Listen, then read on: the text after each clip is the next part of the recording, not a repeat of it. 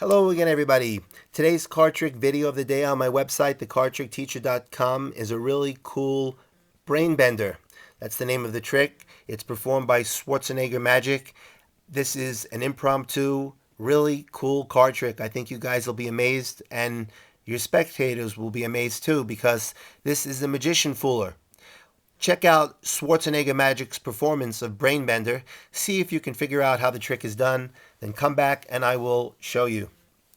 Okay, this trick truly is impromptu. A lot of you, I've read from the comments, thought there was some type of a setup. There actually was in his performance. He said to save time, but it is an impromptu trick. So you can take a borrow deck and you're going to make 3 predictions.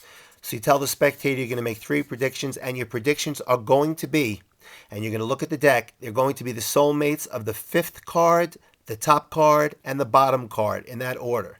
So you're going to look and you're going to see the 5th card is the 2 of clubs. So your first prediction is going to be the other black 2. So you pull up your first prediction and set it aside. Your second prediction is going to be the soulmate of the top card, the Jack of Diamonds. So we're going to look for the Jack of Hearts. And your third prediction is going to be the soulmate of the bottom card, which is the Queen of Diamonds. So we're going to look for the Queen of Hearts. And there it is. So you turn the deck over. You don't want the spectator to see the cards. You don't want to flash the bottom card. So now we're going to call this pile number 1, pile number 2, pile number 3. Pile number 1 is the soulmate of the 5th card. Pile number 2 is the soulmate of the top card. Pile number 3 is the soulmate of the bottom card.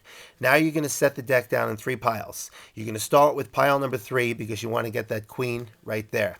Then you go to pile number 2 and pile number 1. Now, this is how you set the trick up.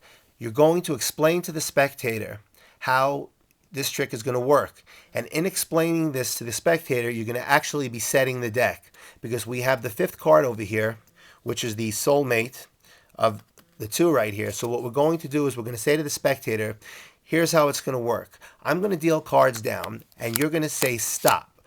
And you're going to deal 4 cards down. And when you say stop, we're going to place the card right there. Then I'm going to place the rest of the deck on top of it. Then you pull the card out, and now the deck is set. So by dealing 4 cards and explaining to the spectator how it's done, you're setting the deck, because now you've got the soulmate to the Jack over here and the soulmate to the 2 right over here. Now you go back to pile number 3 and you say, okay, let's begin. And you start with pile number 3.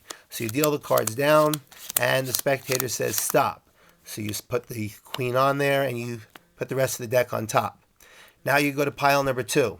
Now this is what's cool about this trick, is that the bottom card is not a soulmate to the Jack. The soulmate to the Jack is right over here.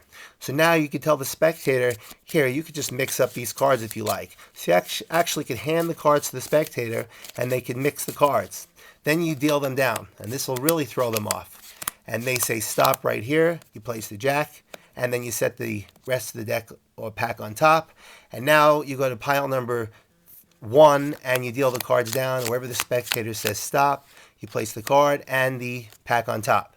So now you're going to square them up and you're going to stack them. Pile number 3 on top of pile number 2 on top of pile number 1. So we're going to take pile number 3, put it on top of pile number 2 and on top of pile number 1. Now we're going to spread the cards out. So when the cards are spread out, we're going to see pile number 1, which had the 2. We're going to take this out and we're going to take all the cards below the 2. So we're going to set the 2 down over there and the cards below the 2 right here.